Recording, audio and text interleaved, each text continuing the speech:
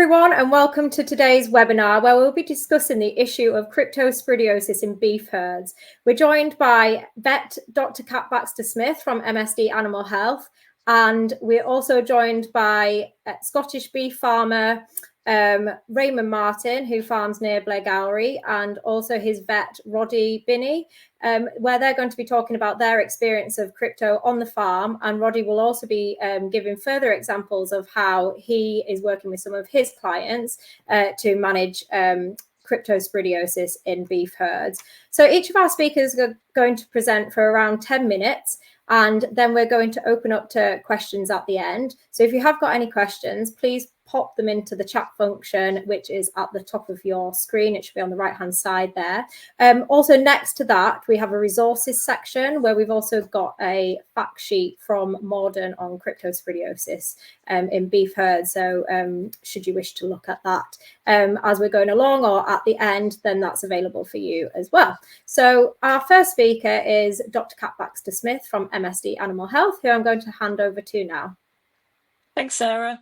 Yep, as Sarah said, I'm a vet and I've worked for MSD for about 8 years. Before that, I was in practice doing quite a lot of beef work and sheep work. And my interest really is in the young stock side of things. So that's where I spend the majority of my time now with MSD. So I'm going to start just by looking at a bit about cryptosporidiosis, the disease, maybe a bit about management and prevention, and also looking at the new vaccine, which is called Bacillus cryptium. So cryptosporidiosis is actually one of the most common cause of calf scour in the UK. This pie chart comes from APHA data. So this is data that's been submitted to government labs. And as you can see, 33% of diagnosed calf scour is caused by Cryptosporidium parvum. And then we also have the other common causes, which are rotavirus, coronavirus, E. coli, coccidiosis, and salmonellosis. These are in pre-weaning calves, so young calves, and that's where we do generally see this problem. So the calves tend to be around 7 to 14 days old, although they can be any age. As they get older, they tend to develop immunity to it. So it's really these very young calves where their immune system is not developed, and particularly if they haven't had good colostrum management, is where we see it. What we see, I'm sure you're all very aware, scour, plus or minus, sometimes nasty, loss of appetite, so going off their food. That's generally the first thing we see, them looking a bit quiet, going off the food, lying down, dehydrated, pain in the abdomen, potentially a fever. Often by the time we catch them and treat them, there's been significant damage to the gut. So we did a survey back in 2022 where we asked farmers about scour on their units, and it is well, I know, so it's unsurprisingly common, as in pretty much all farmers who rear young stock will have experienced this at some point. So 81% of UK cattle farms had experienced scour on their units. This was in the last year, so we asked them at that time period, and 50% of farms had at least one calf die in the last year due to scour. So it is really common. And you know, something that we shouldn't really be losing calves through. So I think as we go through this presentation, it's worth, I mean, the reason you're here is probably because you've either had problems here or you're managing problems at the moment. We're coming into the season, the winter season, when we tend to see it, and the animals are coming in, they're crowded together, hygiene's difficult to manage. So this is the time now when we need to be thinking about it and what we're going to do, because it will happen. So are you having scour at the moment? Do you know that crypto is an issue? So have you done some testing? If you haven't, that's really the first thing to do.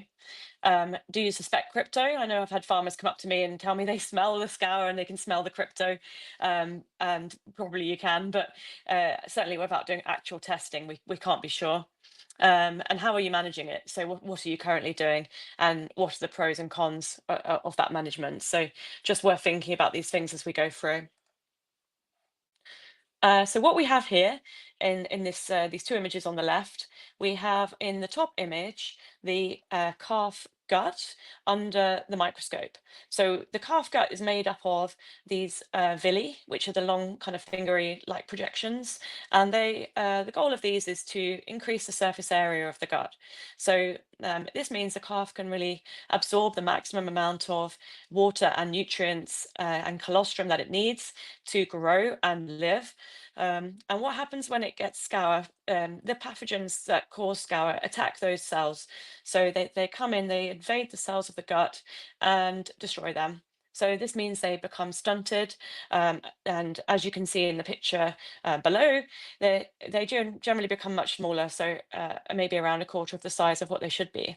And this really explains the clinical signs that we see of dehydration, firstly, because they can't absorb the fluid, sickness, and the lack of growth rates. So even if you have calves where they don't become like actively sick, you will often see an effect on growth rates. And for those that manage growth rates, this is easier to measure, but the calves just don't do so well. And this is the primary reason. We have a study that demonstrates this that I will show next. So this is really impacting the calf at the time that it gets the disease, but also the time in future. So it will have an ongoing impact on that calf's future productivity. So for your beef suckler calves or for your beef calves, they will not grow as well. This is proven. I'll show you this next slide. So the Morden, their research institute in Scotland, they've done a lot of work on crypto. So they are really the specialists in this area. And that resource that Sarah mentioned, the Morden fact sheet, I would say you should, it's a free download for you, just a PDF. So do click on it and download it and have a read. It's really useful. But this is the study that they did. So they looked at the impact of crypto kind of going through the calf's life. This was done in beef calves in Scotland. So they found that cryptosporidiosis in the first 16 days of their life significantly reduced weight gain over a 6-month period. So calves that had severe disease, there is a blue line. It's hard to see. So in that graph, you can see there's an orange line and below it, there's a blue line. So the blue lines represent severe clinical disease. So these are calves that are actively sick, they're down, they're dehydrated, they might need dripping. The orange line represents mid-range clinical disease. So animals that are still sick, but not as bad, probably don't need dripping. And then the grey line represents low clinical disease. So you might just see mild effects like slight decrease in growth, maybe slightly off their food for a day or two. But what they found here was if they have either severe or mid-range clinical disease, that really did impact the growth rates, around 34 kilos less than the low disease calves. And this equated to £161 less in calf sale price per calf. This was done back in 2020. Calf prices have gone up now, so I imagine it's actually more. What this graph doesn't show, but what they also looked at was calves with no disease, and calves with no disease grew a lot better, even than calves with low range disease. So what I would say, from me, the big impact here, or the big learning, is that crypto affects the growth rates. Even mild disease causes issues in growth rates. And even if, I guess, you're managing crypto with treatments, so you've got it and you're using oral treatments, you will see an impact on the growth rates in those animals. So you may not see the severe clinical signs, you may not need to drip them, but there will be an ongoing impact in the weight of those calves and the amount you can sell them for, and or the length of time they take to finish, which, as we know, is quite a daily cost. And yeah, it didn't even out over time. So as you can see, we're getting to 6 months and they're not catching up. So these animals don't catch up. So life cycle, this explains why it gets so severe, I suppose, and also why at the beginning of the calving period are things going okay and everything's under control, and then towards the end it all just falls off the cliff.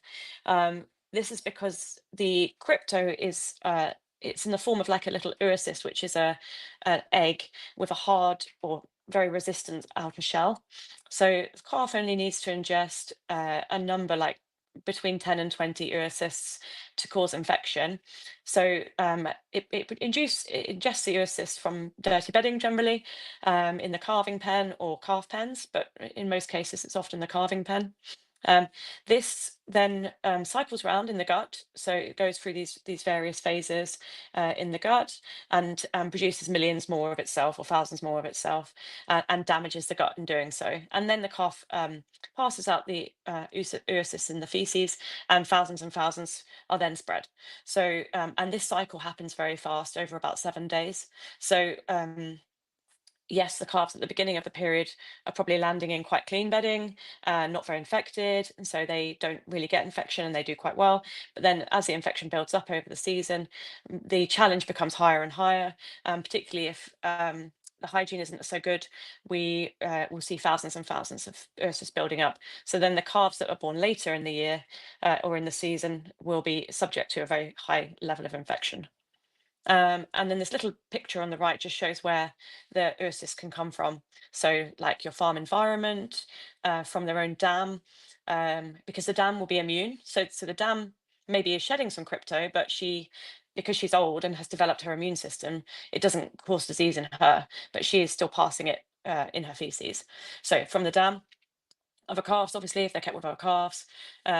If say you're doing calves in batches or one after the other, and you don't clean out that pen between calves, older calves will leave the infection there for the younger ones to pick up. Drinking water, there's been some good research done on rivers. So some interesting research done where rivers downstream of farms were shown to have quite high levels of crypto in the water. Also, water from like boreholes can have it. Other animals like wildlife, so deer, rabbits, that sort of thing, so that they can bring it onto the farm as well. And then personnel, so either you or people who come on and off your farm. And this is why, again, disinfection between farms is so critical. So this was some more research done by MSD where they kind of asked about how crypto made the farmers feel. As we don't always ask farmers how they feel, but actually it isn't very nice. So I'm sure you know this, but looking after sick calves is no fun for anyone. And even the best calf rearer in the world will become quite despondent if they're continually dealing with sick animals. So it means it's extra work to care for them. They need dripping, they need treating. It's hard to get rid of once it's there. Calves will die, which is never nice. One farmer said, "I dread calving time," which is sad to read. That shouldn't have to be the case. So I think we shouldn't underestimate that kind of human element of it as well. Right. So what are we going to do about it? First of all, this plan kind of by the Mordon in conjunction with us at MSD before we even had the vaccine, because we still make a product called Halicure for crypto, but we've now adapted it so that the vaccine is part of the 5-point plan. And so these planners can be got from any vets. We can distribute them to the vets. And what we're trying to encourage people to do, or farmers and vets to do, is to get on the farm together before you even start vaccination. Get on the farm, farmer and vet together, make sure you work through this plan and through the 5 steps, and just really check that everything's in place before you start vaccinating. The thing about this vaccine, it's a really good vaccine, but it's not going to work if everything else is terrible. So if there's muck everywhere, the hygiene's bad, the colostrum's bad, the vaccine is not going to be a sticking plaster for those farms. So what you need to do is get onto your farm, have a look at these elements and make sure everything's in place, and then start vaccinating. And then you'll get your money's worth, and then you'll make sure it actually works for you. So let's go quickly through the 5 stages. First one is diagnosis. I have talked about this. Make sure you've actually got crypto. There's no point vaccinating it against it if you don't have it. So that's the first thing. If you don't have it, you may have something like rotavirus or salmonella, and there are vaccines for those as well. So make sure you're doing the vaccine for the thing you have. 2, colostrum. I'm not going to go into colostrum in massive detail today. Yes, it is easier for beef people because the colostrum should be coming from the dam and the calf should be suckling it. But I do think, are they always? So if you have calving, a problem calving, a weak calf, mismothering, there are many reasons why the calf may not get the colostrum, even if it's from the suckler dam. So I certainly would say to all beef farmers that they should make sure the calf has got that colostrum, and if it hasn't, have they got a supply somewhere, fridge or freezer, in emergencies that they can give it, because if the calf doesn't get that colostrum, it's basically done for the rest of its life. So it is super critical. Environment and management. So even again for beef, I know it is less easy, but it makes a massive difference if you can really keep the calving pen as clean and dry as possible. Most infections do seem to come from here. Depending on where you calve them, we would recommend that you are mucking out and steam cleaning regularly.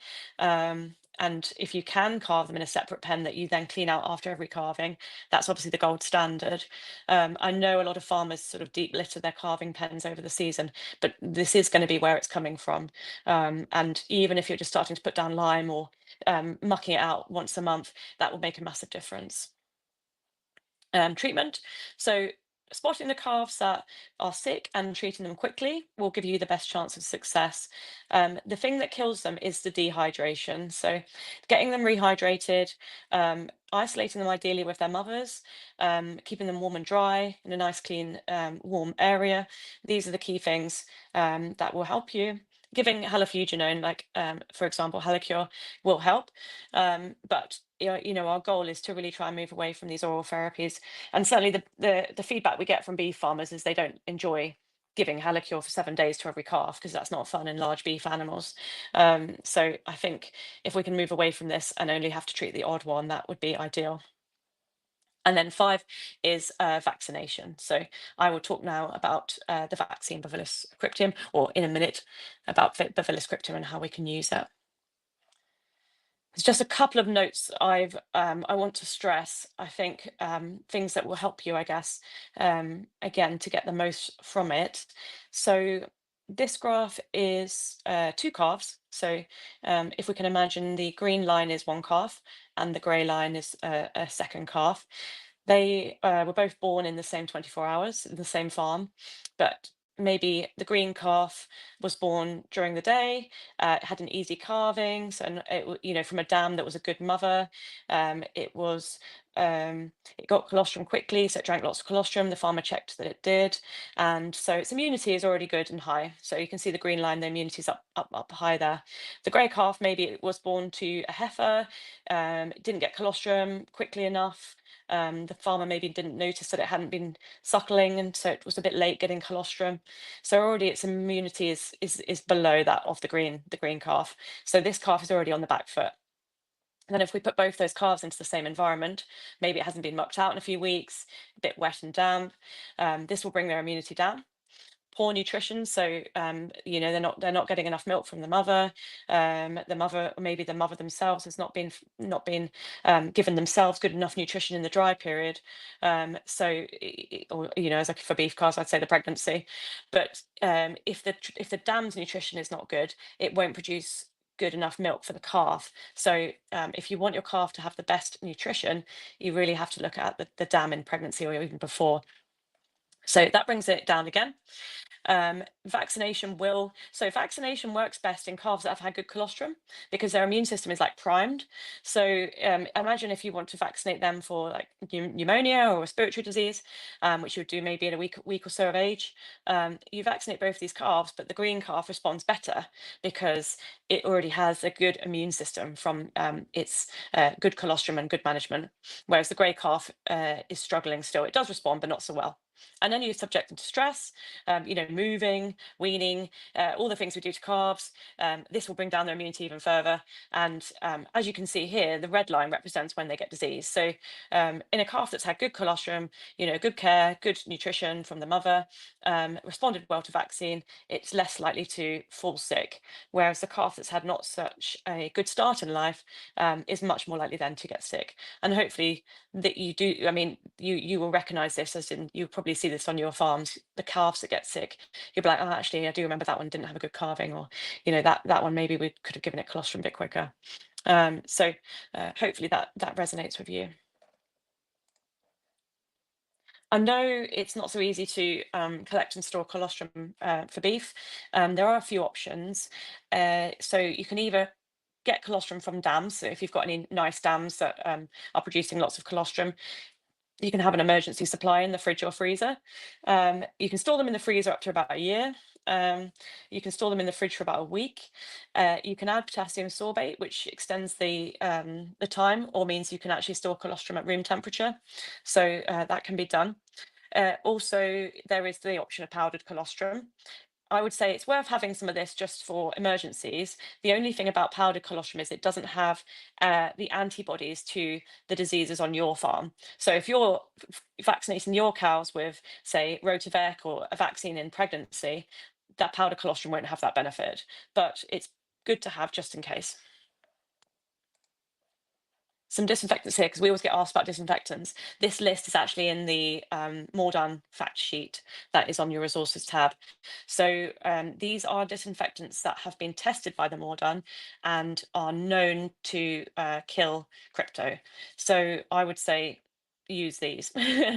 And you can see here what the contact time is and how much it kills after that time. And the main thing we actually see is people not actually measuring the amount that they're using. So they just sort of slosh it into the bucket and then slosh it onto the floor, hoping for the best. If you actually measure how much is needed, it may be quite different to what you're using.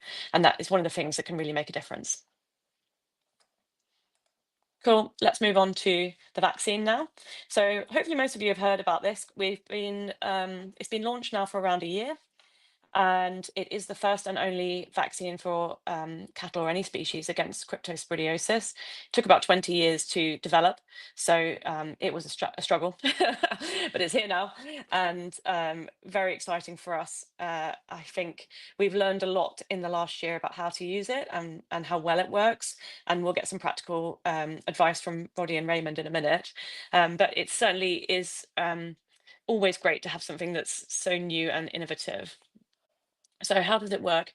If anyone is already using a dam vaccine for rotacorona, then they'll be familiar with how this concept works.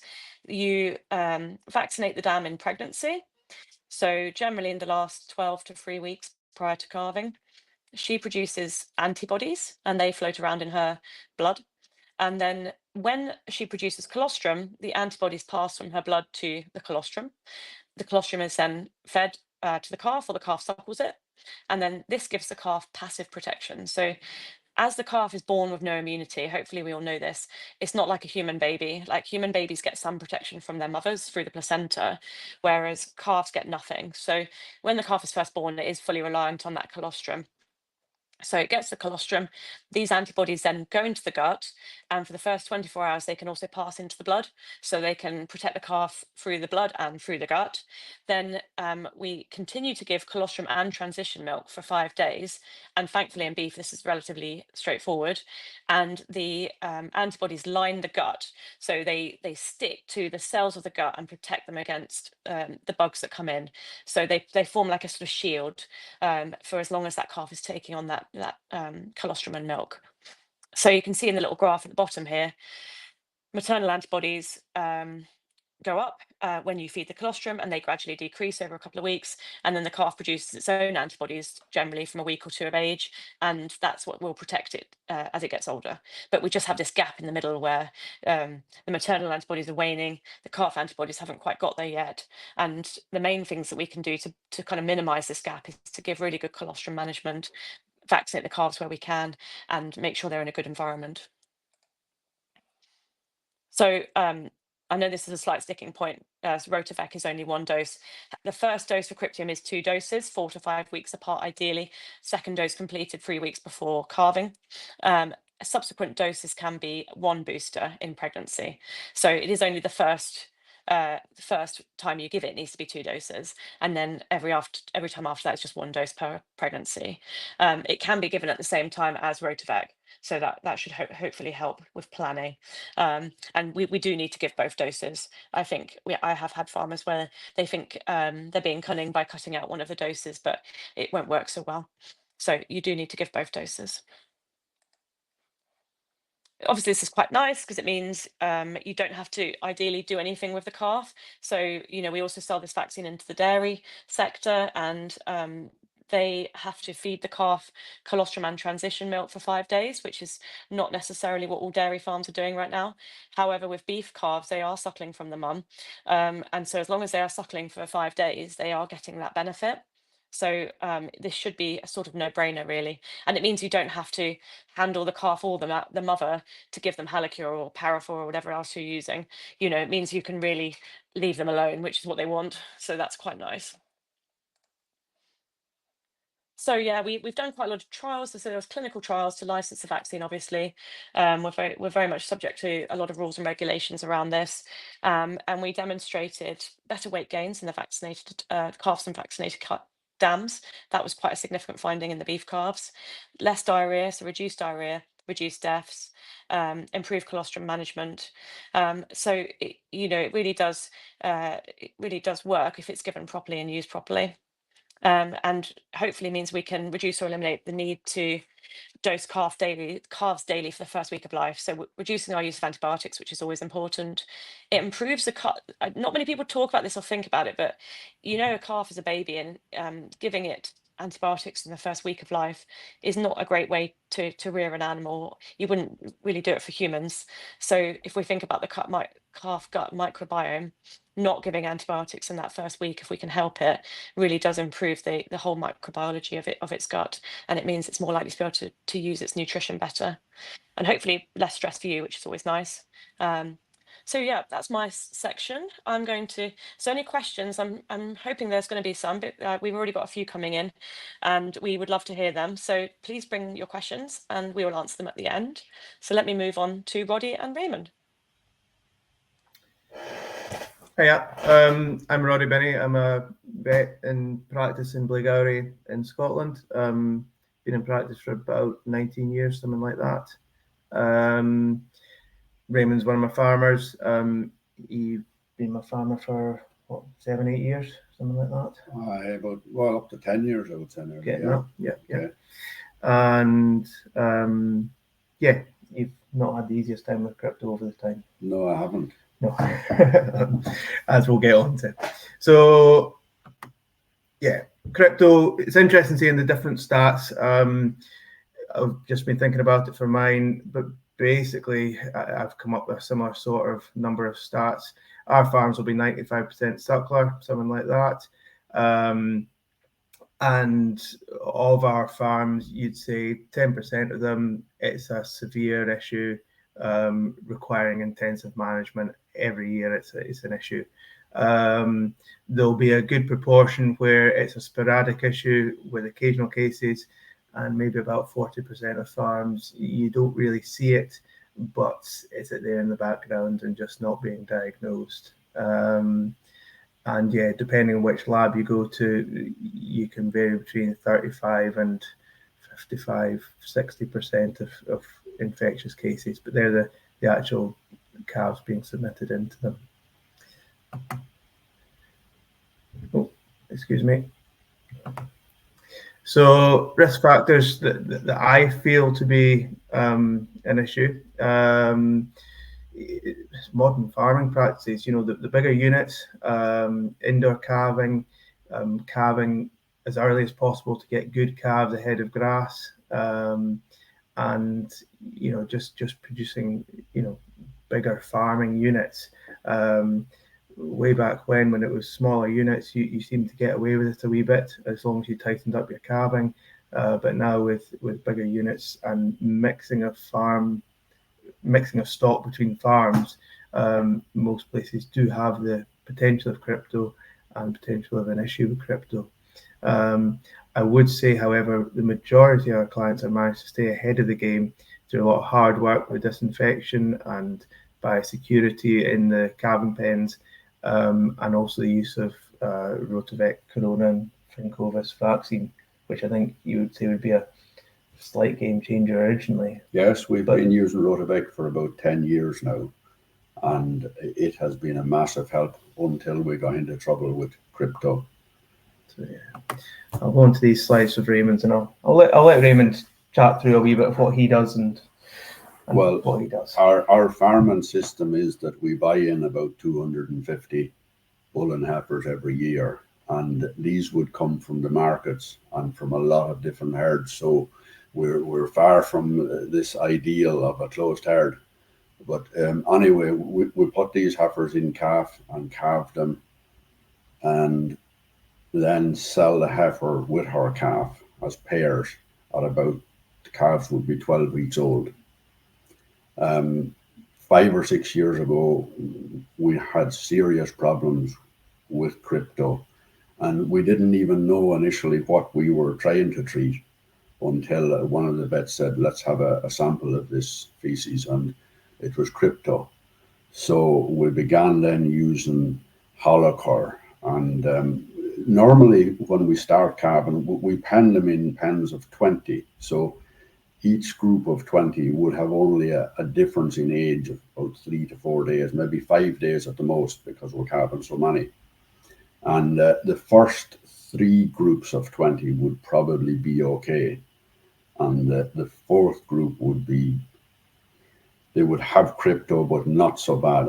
And thereafter, it would be serious problem. And every calf would have to be treated for 5 days with Holocor. And the problem is separating them from their dams to do this on a daily basis just took all our time and very little time for anything else.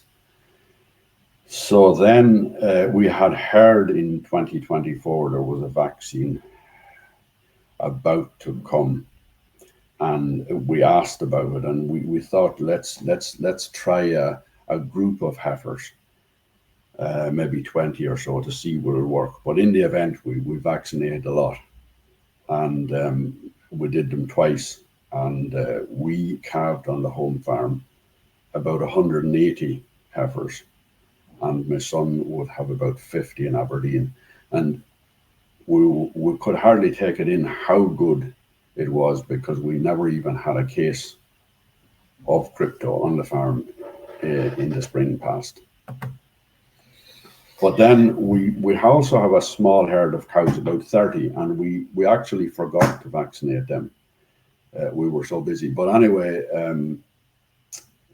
once we started calving the cows, we were maybe 10 or 12 calved, we started seeing evidence of crypto. And in that group of cows, there was one later calving heifer, and she had been vaccinated. And although her calf was right in there with all the other infected calves, it never got crypto either, which I was quite surprised at, and I was pleased about it. Another thing that we've heard already mentioned is about hygiene and power washing and all that. We did all that, and I'm not saying it's no help, but it did not control crypto on our farm. I think it probably helped, but it certainly is not the answer to the problem on its own. Stop you losing calves. Yes, it stopped us losing calves. Yes, that's what it did. It stopped you losing calves, but not and because of the system that we have where we sell heifers and calves, at 12 weeks old, the calf needs to be looking its best. And some of the time in the past when we had crypto, even though we kept the calves going and everything, it burned the hair off their rump, and they didn't look good when they were in the ring selling. So that's been another bonus of the vaccine. We've had none of that in the past year. Yeah. One thought you had was potentially folk continuing on. Now you've invested in your primary dose as well. Yes, and for those that would buy heifers and calves from us, they only have to use one vaccine annually now to keep that program going, and we will be encouraging them to do that. Okay. It's just another one. Any other thoughts, or will I ramble on in my couple of? Well, let's ramble. You ramble on while I'm thinking. So I've used in a couple of other farms that I could think of. So case now to probably not had it more under control might be a way of looking at it. A much smaller herd, more traditional, calve indoors, but then turn out as soon as the grass is available. And it's about 60 spring calvers maybe. And you probably could have got away with not using it, but they just had basically they wanted to minimize work for the stockman was actually the main issue there, and instigated the cryptium, and get the second dose given with the rotacorona. So there was one more handling required, and it worked very well. And there was no need for any Halocure or Parvofor. And they then got away with not having to do any treatments of any calves on turnout, which was amazing. The other one as well is that farm, it can delay turnout as well, so they were able to turn out nice and quickly to grass, which is very useful for them. Now, case study 3 was probably the biggest success in the practice. They had a real issue the year before. I've put November, January. It's actually later. That's January till April. It's a later calving, and I've put in that slide there. But quite early spring calving, and then a lot of housing on the straw courts. It then kicks off for crypto, and then they can lose control of it. The farmer's saying that every couple of years this happens. Sometimes they get away with it, sometimes it's not good at all. And 2 years ago was not a good year, and they had quite a few losses as well. And I'm struggling to control these notes. So basically, another thing he found was that if he puts a calf into us to be dripped, and we can save it in the vets, he then goes back out to the farm, and often it then dies eventually once it's gone back to farm, and that will just be to do with this stunted villi that you've seen in that cat's presentation. His main issue is the Halocure or Parvofor administration is dangerous. Often at times he's the only operator there, and rather than the batches of 20 that Raymond operates, he's got kind of bigger batches, and just making sure that all calves get their metaphylactic treatment is very difficult and dangerous. And these are beef cattle, and that can be a struggle, and someone's going to get hurt eventually if you do that. So for him, the investment in the vaccine pays off in a safety manner. They also weighed up the costs of the vaccination on an economic point of view. When you viewed the treatment costs the year before versus the vaccination costs, it actually was cheaper to vaccinate than it was to use all the treatment drugs that we used the year before. And that's without considering the kind of stunted growth and so on as well. And the vaccine worked on that farm, was very useful. However, he does caveat that farmer with, he views it as a 2-year cycle disease in his farm, and you will get a good year after a bad year. So he's waiting to see what this year brings. So he's very much in the skeptic tank still. He doesn't want to give it. We're 1 year in, not 5 years in with him, but definitely using it this year. So this is a wee bit about Raymond's heifer. I've got his story slightly wrong, but there was another story that was similar. It was a heifer that was nicked, and then got into a calving group. Rest of the batch were clinically well, but basically the calf of the unvaccinated animal had clinical disease and then needed intervention, and the rest of the batch were fine. And I think that emphasises the need for whole herd vaccination. So kind of the opposite of Raymond's one. I suppose there's one farm where it's not worked quite as well, where we didn't use it on a whole herd basis. We just used it in a single shed, and I do wonder if that was a kind of crypto burden problem and just overwhelming vaccination. So I do think it is a vaccine that does need to be used either whole herd or not, which is what matches with the data sheet. But I think going forward, that's how I'm going to use it, definitely. It will probably just be burden from non-vaccinated, overwhelming the vaccinated calves, basically. It's an expensive vaccine, so you can see how trying to not do whole batches or doing just the heifers and not the cows would make sense in people's minds. But I think you either do it or you don't do it, would be my kind of outcome from it, having used it for a year on a number of farms. Going forward, thoughts, petting zoos, I wonder they should all be doing it automatically, even, without any diagnosis, just to minimise the zoonotic risk. We've seen the case down south in the sheep. So just to minimise any potential risk at all. Maybe I'm wrong with that, but that would be one of my thoughts. And then these 40% of farms that they've talked about where there's the occasional cases, there's comorbidities. We've probably been getting away with using Rotovec on those farms, but I do wonder that probably the crypto might be as useful as anything. So I think a lot more testing would be useful on these farms, but do we need speciation being done as well as just snap testing, which is what we do as a rule here, would be kind of one of my thoughts. And yeah, there's some nice cows, and I think that's about me, but I think the more questions the better. Yeah. Any more from you, Raymond?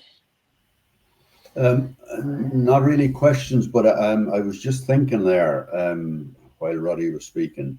In the bad old days when we had a lot of crypto, there was one occasion when my daughter came to visit us, and she had a wee girl, a year old, and then when she went back home, within about a week, this child was very sick and had to go to hospital. And we didn't think much about it at the time, but eventually I said to Olivia, I wonder would it be crypto she has? And so she was into hospital in Enniskillen and got tested, and it was crypto. And she was pretty sick. So it's not good for humans either. No, I know a few vet students who've had it. It doesn't bother us. Maybe older ones who've maybe been exposed to such enough, and it doesn't affect us. But for small children, it's certainly not good. And I was just thinking there too, going back to this the damage to the stomach. One of the things that is typical of crypto damage, you get a calf that's dehydrated and you put fluid into it. And if it's bad enough, it won't actually draw in the fluid. Its stomach will just fill up, and it won't rehydrate the calf, and it'll just die in spite of one's best efforts. So early treatment is very, very important. Once the stomach's damaged, nothing short of a drip will keep a calf alive, because the stomach is too damaged, and maybe even then it won't live anyway. Yeah, you're right. And that's what Farmer 3 was saying. You drip them, they'd survive, and then they'd go home and they'd die because their guts were knackered. Basically. Yeah, because those villi, they don't really grow back, so they can, but it takes a while. So when they're damaged for a significant period of time, if not for longer and longer. So yeah, it's a really, really good point.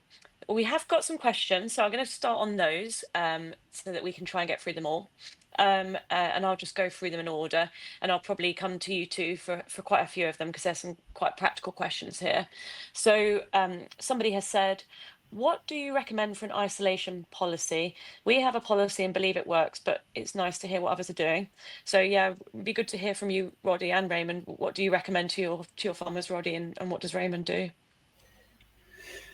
Well, on our farm, we have 4 small isolation pens, and these are We actually do them with bleach. I don't really know whether it's the right thing or not, but it certainly seems to work.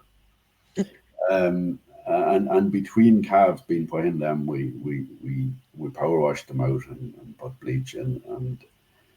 And of course, when you've got suckler cows, it's very different than dairy. You can only take a calf away from its mother for so long. But these pens we have are only for the size of a calf.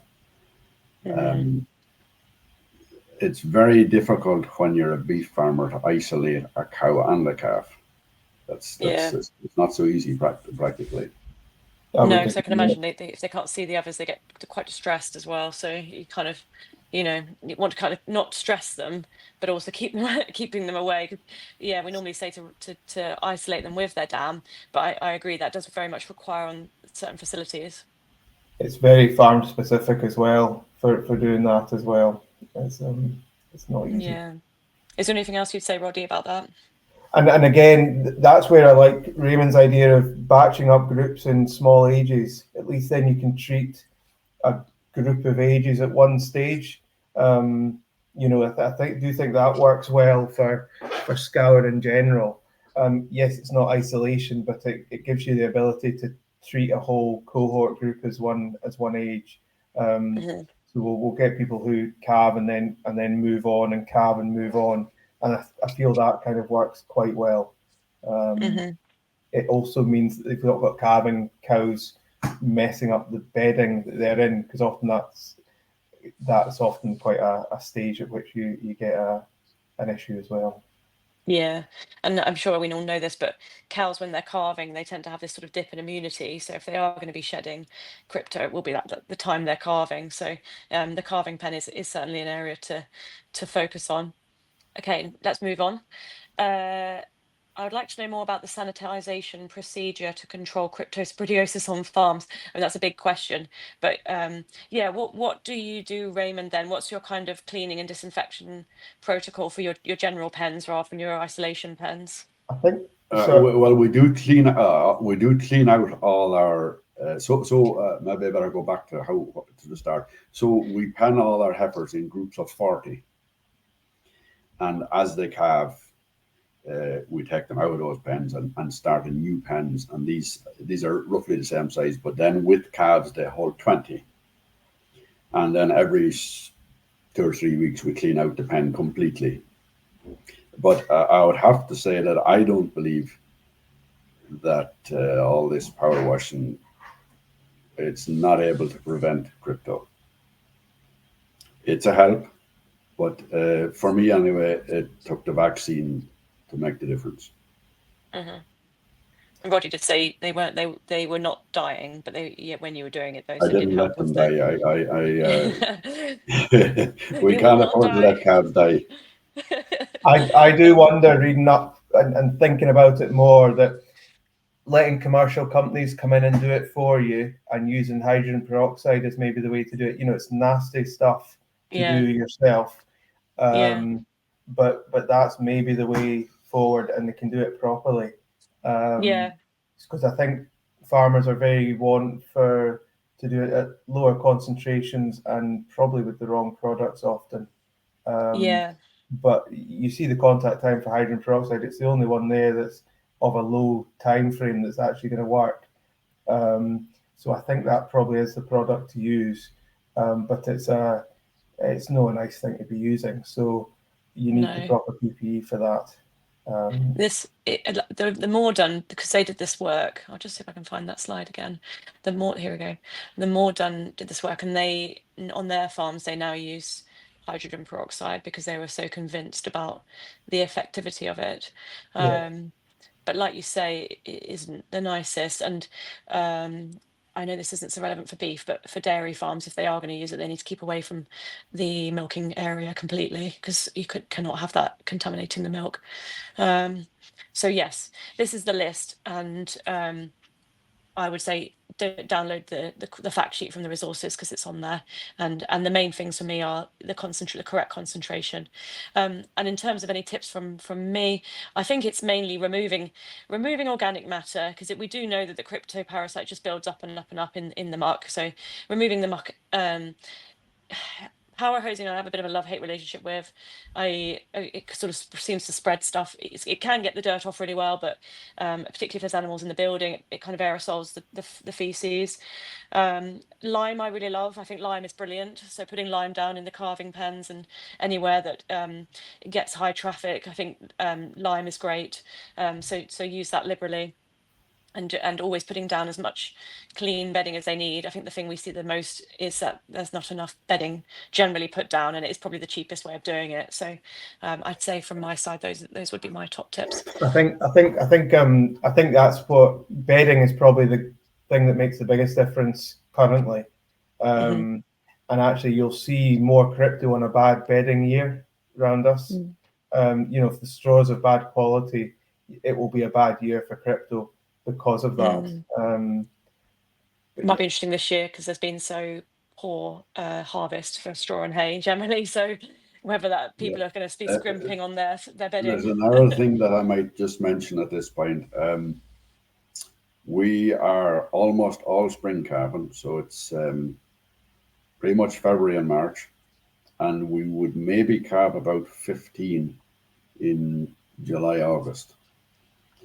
And you would think that they shouldn't get crypto calving in a field, but I have seen it in calving in a field and as bad as you could get. Yeah, I agree with you. It's crazy. So going forward, for us anyway, even the ones calving outside, they'll have to be vaccinated. I diagnosed one at the weekend that was in the field. So crazy, isn't it? I would have agreed with you that you wouldn't think you'd find it in animals being born in the field, but you do. And I think if you can rotate your fields as well, that should help. Okay, let's move on because there's still quite a few questions to get through. Somebody's put, it's not a question, but they've put preventative protocol for control of crypto. I would say, I think this question came in a bit earlier. Do get the 5-point planner, get your vet to give you the 5-point planner. We have the beef and the dairy version. You can run through it. It's a little booklet. It comes with questions that you can ask and tick or cross. So yes, it's really the best in terms of preventative protocol. All of the stuff is in there. Somebody else has put, sorry, any comments on that, or we both happy? No, and that modern fact sheet's amazing. It's got everything in there basically. To help your understanding of it. That's my thought on it. Yeah, that's good. Lab diagnosis for crypto, we've sort of covered this. I'd say I think it's just important to get it, even if you. So we've got there's a choice really. You can have the calf side tests, so the ones we've mentioned, which are the kind of known as the rainbow scours kits, and you can do those on farm. They will diagnose rota, corona, crypto, E. coli. Salmonella, things like salmonella need to go to the lab. So I think if you're struggling with scours and you're not entirely convinced of the diagnosis, then sending some samples to the lab is helpful. Like Roddy mentioned, there are different species of crypto, although some work has really shown it tends to be the one species that causes disease in calves, but older cattle can get different species as well. Have you any tips for SQPs to pass on to farmers on crypto control? I.e., how long does it live on wood, metal, etc., biosecurity and colostrum? So, I think in terms of how long does it live on surfaces, I think it can live quite a long time. I think around a year or so, as long as the conditions are right. So this does explain, even if you are batch calving, the importance of cleaning down everything between. So if you're calving seasonally, once you've got everything out, get that shed completely cleaned and disinfected, because it will be surviving on the surfaces in the shed, until the next time they come. So yeah, I would say that's key. Anything from you two on this one? It likes a Scottish environment, slightly warm, slightly, damp and mild sort of thing. Yeah. Someone has asked about scour caused by crypto and then scour caused, so nutritional scours. The treatment plans are different. Would you say cryptosporidium is more damaging versus nutritional. What are your thoughts regarding scour and then going on to get pneumonia? So it's sort of a two-part question. Yes, nutritional scours are very different to pathogenic scours. So in nutritional scours, you tend to see the calves are still relatively bright and eating and drinking. So they're scouring, but they generally look happy enough in themselves, and they are continuing to eat and drink. Whereas when you get scours from disease, the calves go downhill very fast, and they generally stop eating and drinking. Do you think you agree with that, Roddy? Yeah, something that's interesting is with the vaccine, there has been mild scours reported, whether they are mild crypto scours or whether they are more nutritional scours through it. So did you see that? Or we actually had no scour of any kind this past spring. Yeah. We feed our heifers TMR, and everything is measured to the heifers on a daily basis. We did put in half a kilo of soybean this spring in the run up to calving, and it definitely improved both the quality and volume of colostrum. And I would say that was a big help in making the vaccine work. Protein is important for making the colostrum. Definitely. we metabolic profile a lot of our beef farms, and Raymond would be one of them. Yeah, we tested all ours as well, and anything that was low in terms of vitamins or minerals was corrected in good time for calving. Just to optimize the colostrum. Because the vaccine relies solely on the colostrum to be effective. Yes. So if the colostrum quality is poor, either down to nutrition or whatever else, then the vaccine efficacy won't be so good, because the vaccine can only be as good as the colostrum. That's so correct. Yeah, good point. Scour and subsequently go on to contract pneumonia. So I can tell you that there was a study where they showed calves with scour at 18 more times more likely to get pneumonia. So that's the kind of research. I guess that you two would see this in real life. Yeah, absolutely. Yeah, well, I would agree with that too. It would depend on the farm as well. Depends what bugs are floating around as to whether they kind of present as scours or whether they present as pneumonias. But they go hand in hand completely. Yeah, I mean, it's often due to the poor colostrum, or the fact the calf's immunity just isn't as good, and they are more likely then to get whatever's whatever's going around. And I suppose the same thing goes that a scour, we're talking about, scours presenting as pneumonias, but there's the different types of scours as well. And that's where this comes into its own, that the crypto and the rotavirus or coronavirus or whatever other comorbidities going on. And I think we've been treating the other comorbidities, but maybe not focusing on the crypto enough. And that, I think that comes into it a wee bit as well. So yeah. And that's the problem with scour. It's sort of multifactorial, so It very much is, yeah.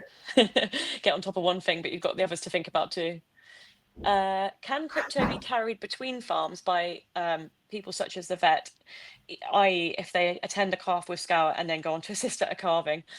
Yeah, so Yes. yeah, in theory, yes. So make sure your vet scrubs down and disinfects their wellies. And you should be doing this too, even between if you're managing your adults and then going on to manage the calves, ideally you would also be disinfecting between those groups, because yes, it can be carried on people, in buildings, on trucks, on mucking out forks, anything like that. So this person says, I feel like vaccinating with Rotovec, the environment and colostrum transfer are all controlling my scour issues very well. How can I justify the cost if I do not see disease? Well, I think that's fair. If you're happy with what you're doing, then carry on. If it's working for you, then brilliant. The only thing that I would say is, are you happy with your growth rates, I suppose? So if you're not seeing clinical disease, that's fine. Are your calves growing how you want them to? So if you're not measuring growth rates, sometimes that's something to double check. But I think if you've got things under control, then yeah, keep going as you are. I've certainly got no problem with that. I'd agree with that. You'd wonder about testing for crypto just to see what's going on there as well. You know, Yes. if you tested and there was absolutely no evidence of crypto, then of course you don't bother. But Yeah, no, exactly. Someone said, is the transition period for milk the same for beef and dairy calves? Oh yeah, so do they need 5 days of transition milk and colostrum to get the most from the vaccine? Yes, the answer is to that. So the vaccine works the same whether it's a beef or a dairy calf. They need at least 5 days of colostrum and transition milk. It doesn't need to be, so say for dairy, it doesn't need to be the full feed. So it can be, we always say they need at least 3 litres of colostrum from the dam on day 1. Obviously they need more than that, but that's how much they need of the vaccinated colostrum. 1 litre on day 2 and half a litre day 3, 4 and 5 of colostrum. So in dairy calves, what they tend to do is harvest, say 5 or 6 litres from the dam on the first day, and then add that to the calf feed on the subsequent days. So that's how it's kind of managed in dairy.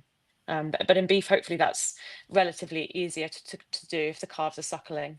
Do you have to, Raymond, do you ever have to feed the calves? You know, do you ever get problems with mismothering or calves struggling to suckle from the dam?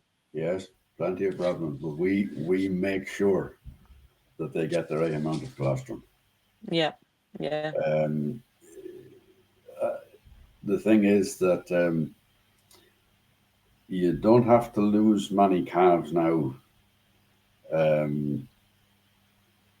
when all the money for vaccinating is already gone. And we're all free to choose whatever way we want to go in life, but we must also accept the consequences of our own decisions. And really, the buck stops with me. I'm supposed to be the responsible person, and you can't sell dead calves. yeah. Aye. What was I saying there? No, Of wisdom. it's gone. There's also the issue of the effect that sick calves, quite apart from the financial aspect of it, it's completely soul destroying to have sick calves. Like it's and you at that time of the year, like there's maybe a lack of sleep, you're calving and such like, and you're tired, and you know it could just put your morale down to the level where you could just about lose heart altogether. You Yeah, see it. it does. Scour is a horrible disease, you know, and if you can prevent it, you know, that case study too, that was kind of the main reason for him going for it, was just to make calving easy, and it worked a dream. And maybe it wasn't needed, but it made it easier, and I can just see that in a number of farms, you know, beef farms kind of running on the edge sometimes, and it's maybe an easier thing to do to use a vaccine at a time when you've got time. The cows are in by, they're easy to handle, to deal with a problem that the cows are then not to hand. And yeah, I can see it being a useful management tool, as long as there's a bit of diagnostics behind it. This is the thing we tend to hear the most from the beef guys, actually, is that it's just the labour saving, and the fact they don't have to be handling those, you know, beef calves in the first week of life, because it is a safety thing, like you said before, and you know, it's not something we really want to be doing, is treating sick calves and handling them and their mothers. So if we can avoid that, it almost the extra money that you spend makes it worth it. Yeah. Right, we've got 2 more questions. We're aiming to wrap up certainly by 1:15, so we should be on time. This is a bit of a long one. In terms of the case studies, have you worked out the actual cost savings, including farm labour, vet costs, such as call-outs, IV drips and Halacure, losses, such as deaths and reduced growth or sales, compared with farm labour and cost of vaccination? Yes, she says, and she thinks this would be very interesting. So we have produced a cost calculator. So the short answer is no. Yeah. Have you worked it out on your farms? I haven't worked it out, but without any working out, I know that the vaccine is cost effective. And of course, going back even a way back when we started using Rotavirus, it was a game changer. We used to have problems with E. coli and rotavirus and all this kind of stuff. And it actually takes a while to get the mind focused enough to go and do a thing. And then when you find the result, yes, it's easy to do it from there on. And I don't know of any vaccines that doesn't work. We use vaccines for sheep and all sorts, and they're all beneficial. And it's the same with sheep. You don't need to lose many lambs before you find, I could have had this vaccine for free with my dead lambs. Mm-hmm. It's the same principle. So you said because you're selling your calves at the market at 13 weeks, did you say? Between 10 and 13 weeks. And the calf, if this is in pairs, we sell them. So the calf must be looking right. If he's not looking right, it's no use having just the mother looking right. The calf must look right as well. What's your price, your average price now for calves? Heifers and calves last year, 4,500. Yeah, I mean, how many doses? Even if you saved 1 or 2 calves, you're kind of covering your cost in doses, aren't you? Really? Well, it's very different for a dairy farmer. If he loses a calf, he still has the milk, which is the main thing. Yeah. But if you're a suckler man and you lose your calf, well, you have nothing to sell. Yeah, that's it. All of your year is wasted, essentially. This is before you work out growth rates differentials for guys, and that's the difficult bit to do. And actually, if you start to do that into some of these guys who are not using it, it would become a very interesting figure, I feel. Mm-hmm. And so you could then start using it on some other guys. Guys who feel they don't actually have a crypto problem, and actually they might get a profit on it because they've got very, very mild, not mild crypto problems, but that some level of crypto there that's just knocking the calves back for life and reducing sale price at the store. Yeah, exactly. Okay, last question. Oh no, 2 more. Is there anything similar being looked at for crypto and sheep vaccine wise? I don't know that there is, although it would be nice. So at the moment, we don't have any information on using this vaccine in sheep in terms of safety and efficacy, I guess. Like Raymond said earlier, vaccines, they work because we have to go through very rigorous testing procedures with them. And so vaccines normally take, this one took 20 years, which is a long time, but most vaccines will take, up to 10 years from conception to sale. So yes, potentially, in the future, this could be available for sheep, but it won't be in the next few years. I think it will have to go through quite a lot of testing and development beforehand, sadly, because I know crypto and sheep can be a big problem. Is it the petting zoo market is actually a market for it there, isn't there? Yeah, definitely. Because there was that big case about all those people getting sick with crypto from the petting zoo, wasn't there? And that was lambing, I think, that was the problem there. So I heard that in the news not even that long ago. So yes, I think that's certainly, and also they don't have a vaccine for crypto in humans, and crypto is a massive problem in third world countries and children. So I think there's a massive potential for further crypto vaccinations to be developed, and you'd think that the human health people would be focusing on that for third world countries as well. So last one, if contaminated bedding acts as a host, how do you suggest the spent bedding is managed to reduce its potential as a source of further infection? Yeah, so what do you do with, that's a good point, because I guess a lot of people will be spreading it on land. What do you do with your old bedding? Well, we put our bedding in a big pile and it heats. There's steam coming out of it at the minute. Don't know whether that kills bugs or not. I am not too sure. But I think if you've got it's hot usually enough. sitting for a year before we spread it. Mm-hmm. Don't know whether that's any help or not. And also, are you likely spreading it on land that's going to be used for crops, or are you spreading it on land that's then going to be grazed? We're an all grassland farm. Yeah, okay.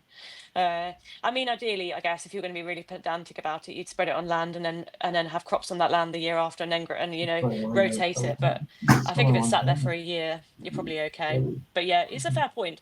I don't know if we have any data on, if we store it for a year, spread it on land, and then anyone's gone and tested that land to see what the contamination level is. I'm not aware of any studies on that, but that would be very interesting to understand a bit more about. Well, the idea of getting rid of crypto from a farm is Impossible. It's impossible. Can't be done. It will always be there. This is true. And We so started having coccidiosis about 5 or 6 years ago. And the same old story. We know what we have. We know how to deal with it. We treat the calves twice with the stuff for cocci. No cocci anymore. Yeah. And you'll never get rid of it fully, but it's understanding when the Not risk even gonna period try. is. It's a similar process, isn't it? If I'm right, so you'll get a cycle, so it's the same sort of deal. It's very similar, but it's a much, Yeah, the two are very similar. Okay, do you have any final comments, Roddy or Raymond? Otherwise, I think we've come to the end of the questions. That was a really good discussion, actually. I thought that was really insightful. So I'll just pass back to Sarah to wrap things up. Brilliant, that's great. Thank you to all our speakers today. I think, as Kat mentioned, really good discussion there, some really good questions that have come through, and hopefully the audience has taken away a lot from your presentations and that discussion. So a massive thank you to you all, and a massive thank you to our audience as well. The webinar will be available on demand after this, so that will be emailed to you. So please do feel free to share that with colleagues, friends, other farmers that may be having issues in their herds. And just to also flag that we have run other webinars on cryptosporidiosis and scour as well. Some of them are dairy specific, but we did do a scour one that was more generic, and there was also a vet targeted one as well. So you can find them on the Farmers Weekly YouTube channel. So, and also just to remind you about that modern fact sheet. So that is in the resources section on this webinar, and possibly I think will also be emailed to you after this as well. So yeah, that's been mentioned as being a really handy resource, so please do check that out. And also please do ask your vet about the crypto 5-point plan, because obviously that is a really helpful resource that could help you in your herd. So yeah, lastly, just to thank our speakers and thank you for attending, and that's closing the end of this session. Thanks everyone. Thank you.